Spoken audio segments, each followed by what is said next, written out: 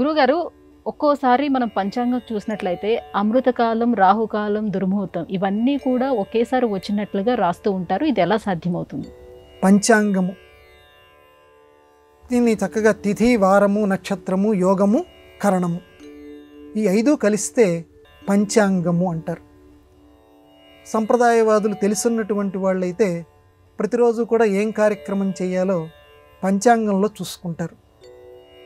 పంచాంగంలో చూసుకొని అమృతకాలం ఎప్పుడుంది, దుర్ముహూర్తం ఎప్పుడుంది, వర్జ్యం అంటే విడిచిపెట్టదగినటువంటి కాలం ఎప్పుడుంది, ఇలాంటివన్నీ కూడా ఆ తేదీల్లో అక్కడ రాసి ఉంటారు. అవి చూసుకుంటారు.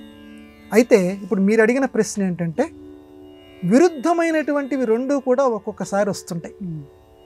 అమృతకాలం అంటే ఆ పని చెయ్యటానికి అమృత ఘడియలు అంటే చాలా చాలా చాలా మంచి ముహూర్తం, మంచి సమయం, ఆ సమయంలో చెయ్యాలి. సరిగ్గా ఏ 1 గంటకో అమృతకాలం అని రాశారమ్మా, దాని కిందే రాహుకాలం కూడా 1 గంటకి అని రాస్తారు. అరే, అమృతకాలం 1 గంటకని రాసి మళ్ళీ రాహుకాలం కూడా రాహుకాలం అంటే ఏంటి? రాహు అంటే పట్టుకునేటువంటి వాడు, అంటే దుర్మార్గుడు. పట్టుకునేటువంటి అంటే అది అశుభ ముహూర్తం.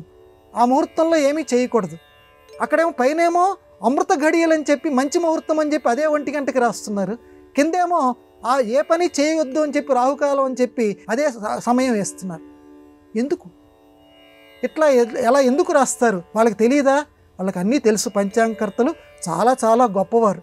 ఎందుకు ఇలా రాస్తారు అని అంటే సూర్యుడు, చంద్రుడు, నక్షత్రాలు వీటి గమనాలని అనుసరించి సూర్యోదయ సమయాన్ని బట్టి అమృతకాలం ఇలాంటివన్నీ కూడా రాస్తారు. సూర్య అస్తమయ సమయాన్ని బట్టి కేతుకాలం రాస్తారు, రాహుకాలం రాస్తారు. అంటే ఇది సూర్యోదయానికి ప్రధానంగా, అంటే ఇది ఒక్కటే కాదు, నేను ప్రధానమైనటువంటి విషయం చెప్తున్నాను. సూర్యోదయంలో వాటి సంచారం పట్టేమో అమృతకాలం రాస్తారు, సూర్యాస్తమయానికి సంబంధించేమో ఈ రాహుకాలం, కేతుకాలం రాస్తారు.